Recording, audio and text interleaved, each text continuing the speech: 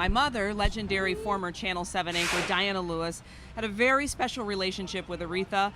Mom is in Washington, D.C. at the National Museum of African American History with a busload of my family members there to take in her own special honor.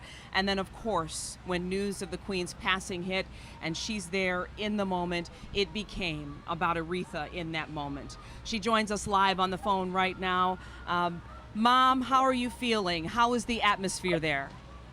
It's been an emotional day, Glenda and Carolyn. The statement that Carolyn read from the family sums up the Aretha Franklin who welcomed me to Detroit in 1977. A mother, a friend, a daughter, an auntie, a grandmother. She put family first, and that's how we related. That's when we bonded. We bonded because no matter what or where we went in life, family came first. I loved her for that. And I've grown to just respect her. That word respect is the tone that Aretha Franklin always set. Her family always welcomed me and so very nice and kind. I respect their privacy, and I was honored today to represent her as a busload from Detroit. Welcomed me to the museum, and when Miss Lewis, we lost Aretha, we cried in the museum as her music played in the background. I have to say, it's been a day blessed by God. We did not want to lose her. We wanted her to live forever, and she will indeed live forever in our hearts. But today was a day where I was being lifted up, and Aretha would be very proud of me.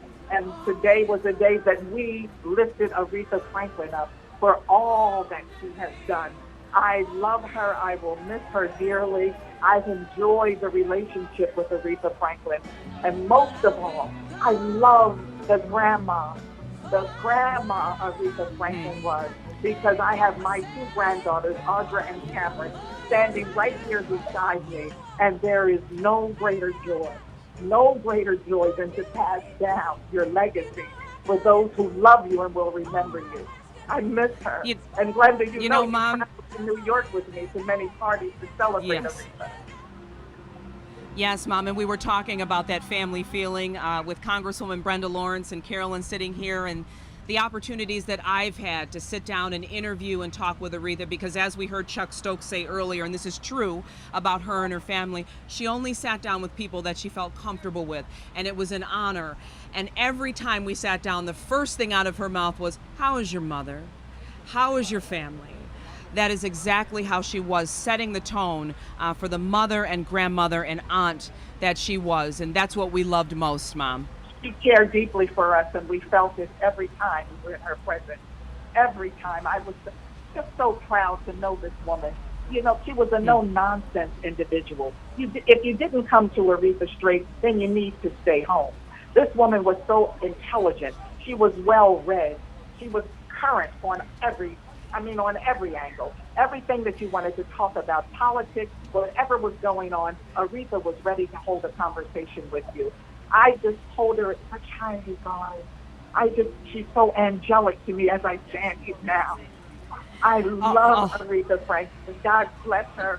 And all of us at Channel 7 over the years have always given Aretha Franklin the respect that she was due. Oh, Mom, I'll never forget walking down that street in New York to her birthday party, walking side by side with you and Dad and Smokey. And Smokey Robinson, yes. And the grandeur of what that felt like. But it still felt like family.